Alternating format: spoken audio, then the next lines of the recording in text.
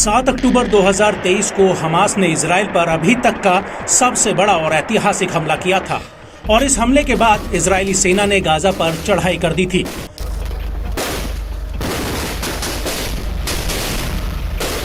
उस वक्त इजराइल के पीएम बेंजामिन नेतन्याहू ने कसम खाई थी कि ये युद्ध तब तक नहीं रुकेगा जब तक हमास का गाजा से सफाया नहीं हो जाता।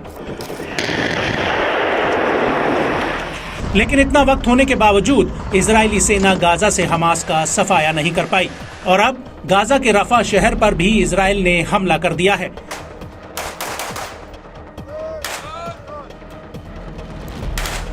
इजराइल का कहना है कि रफा में हमास ने आम नागरिकों को ढाल बनाकर अपना नेटवर्क बना रखा है, जिसे उखाड़ फेंकने के बाद ही वो रफा से लौटेगी।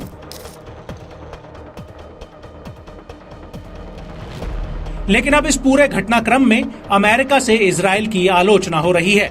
दरअसल अमेरिकी विदेश मंत्री एंटनी ब्लिंकन ने इजराइल की आलोचना करते हुए कहा कि रफा पर पूर्ण हमला भी अपने लक्ष्य में कामयाब नहीं हो पाएगा।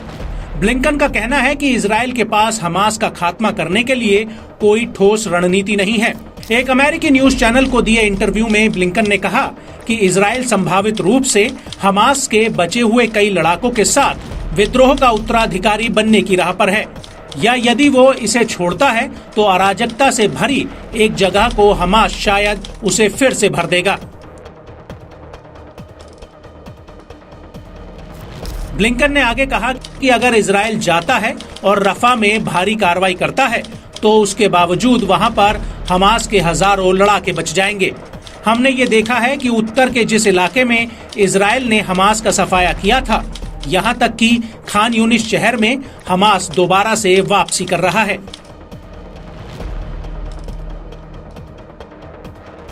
आपको बता दें कि एंटनी ब्लिंकन पहले ही कह चुके हैं कि गाजा में इजराइल की कार्रवाई से नागरिकों की भयावह तरीके से जानें गई हैं।